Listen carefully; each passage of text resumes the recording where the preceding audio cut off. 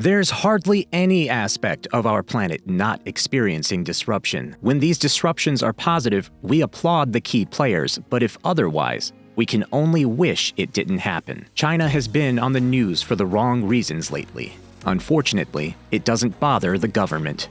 It would respond to the allegations if it admits its actions were wrong. What's the latest on the list of misgivings from China? Let me show you what's happening in China now. China. Xi Jinping of the People's Republic of China. China's story is different. The country is famous for constructing massive hydropower dams, which it believes are the safest form of energy. It touts this invention as the most suitable option for fossil fuel, but reports say it has done more harm than good. How true is this? Please like and subscribe to this channel to stay abreast of our updates. Now that you've done that, we can proceed beginning with the why. Why is China building a massive hydropower dam? Hydroelectricity is China's largest renewable energy source. According to the International Hydropower Association, China is the largest producer of hydroelectricity as of 2021. And you'll see why. In 2018, the sector generated about 18% of the country's electricity generation. China is committed to increasing this capacity because it has insufficient fossil fuel reserves. Moreover, the government wants the country to be energy independent. The easiest way to achieve this is to tilt towards hydropower. Today's innovation is only the tip of the iceberg compared to the future. While hydroelectricity is the largest renewable source in the country, it negatively impacts the social and environmental lives of the citizens. Due to the damage, millions of people are forced to relocate from their homes. We'll get into the details soon, but let's do a brief rundown of the history of hydropower in China. The Shillongba Hydro Station is the first of its kind in China. It was built in Yunnan Province in 1912 with a capacity of 240 kilowatts. Due to political instability at the time, the dam only improved a little. However, during the Japanese occupation, several large-scale hydroelectric projects were built. This raised the capacity to 900 megawatts. This infrastructure also suffered another setback during the Second World War, and its capacity dropped to 580 megawatts. The Chinese government later released a dam construction program in 1949, shortly after the Chinese Communist Revolution. Unfortunately, most dams were not used for electricity, but for irrigation. To make matters worse, they were constructed by unskilled workers, meaning there was no form of sophistication, or so we think. During the period, coal was supplied at an unbelievably cheap rate, thereby demotivating them from concentrating on hydroelectricity. Years later, this form of electricity generation gained prominence, especially with the construction of the Baiyatan Dam and the Three Gorges Dam. China has officially commenced work at the Baiyatan Dam, a massive hydroelectric structure worth over $34 billion. The facility is located in southwest China, along a tributary of the Yangtze River. Measuring over 900 feet tall, the Baiyatan Dam has 16 units capable of generating 1 million kilowatts of energy. This makes it the second largest in the world. The station will produce 15 times the power generated from the Hoover Dam. To put this in perspective, in 1 hour, it can generate enough energy for a Chinese family for 400 years. At full capacity, it will supply sufficient electricity to meet the needs of 500,000 people a year. China's motivation for building this dam is fueled by its commitment to carbon neutrality by 2060. The Baiyatan Hydroelectric Station is a significant milestone in achieving this. In addition, China is also developing new technology to allow the transmission of hydroelectric power from southwestern dams to eastern cities.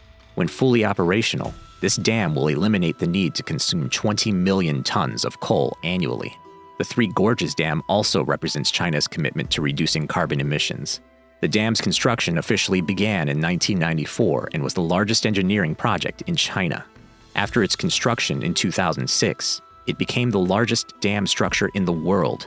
It was built in phases and reached total capacity in 2012. The Chinese government claimed it was also constructed to protect citizens from floods, but the truth is still debated. This dam is fraught with controversy, as it is blamed for displacing over 1.3 million people. Its reservoir is also blamed for an increase in the number of earthquakes and landslides in the region. The Three Gorges Dam is 7,660 feet long and has a maximum height of 607 feet. The 5-tier ship locks facilitate navigation into the dam and reservoir at both ends of the complex, allowing vessels of up to 10,000 tons to navigate past the dam. The effect of China's massive hydropower dam on the environment. China has reinstated in several forums that it is committed to renewable electric power. This translates to the fact that they can do anything to make the dream come true.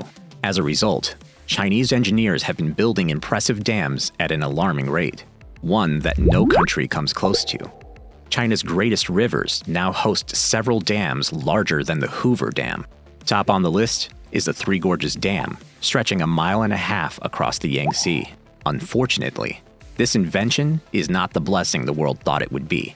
Ironically, the government insists that the dams are safe, would address future climate change, control floods, and enhance human life. Analysts and everyone following the trends say these claims are false. Instead, the dams block the flow of rivers and increase the chances of earthquakes while destroying the environment and displacing millions of people. Rather than finding a safe alternative for power, China is making an unfavorable bargain with nature.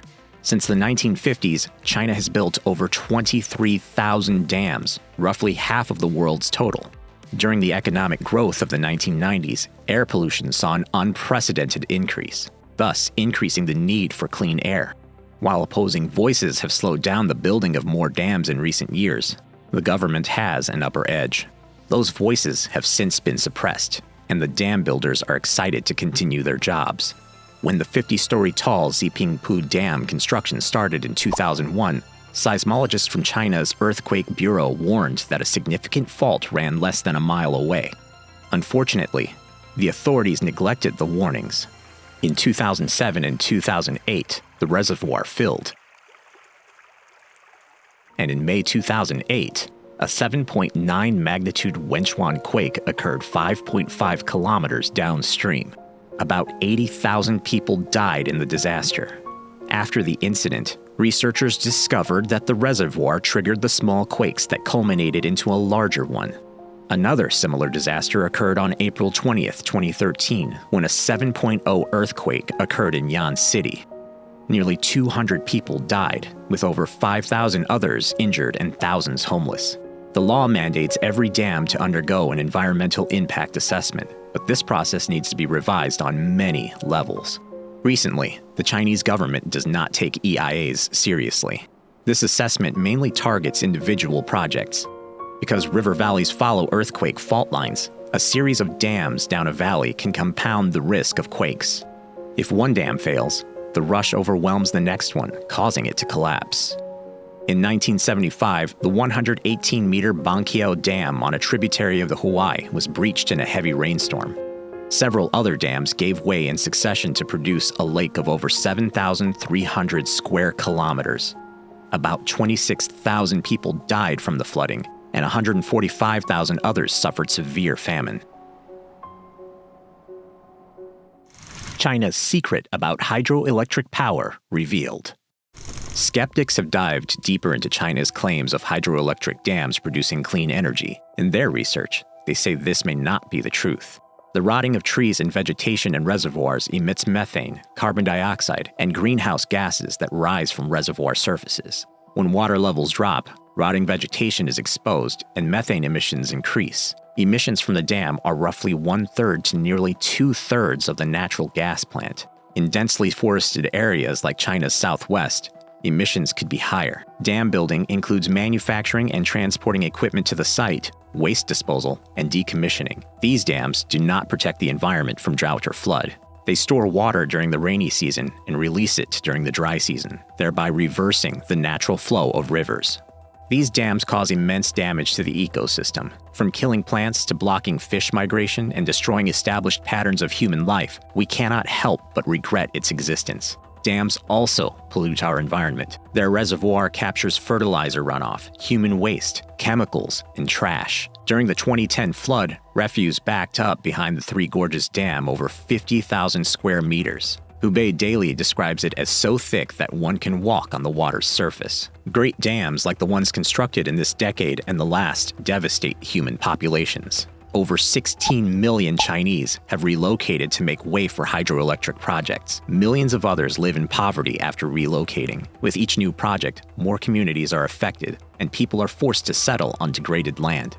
The government assures them of resettlement money or jobs in their new cities, but these promises are rarely fulfilled. Most times, these people are left to their fate. The Three Gorges Dam alone has submerged 13 cities, 140 towns, and 1,350 villages. When the Pubogu Dam was constructed on the Daru River, 10,000 persons were forced out of their homes.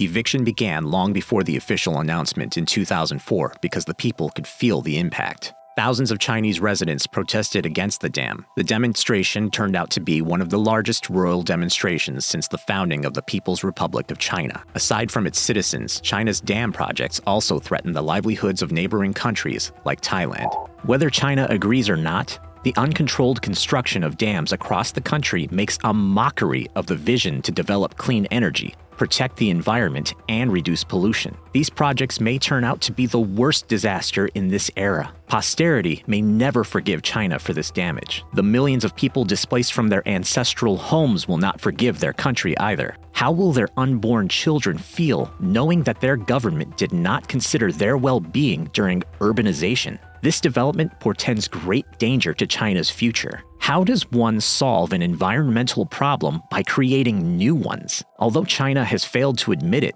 this is its strategy. We're still watching to see how things play out. Please hit the subscribe button if you haven't, and like the video, because I know you enjoyed it. See you next time.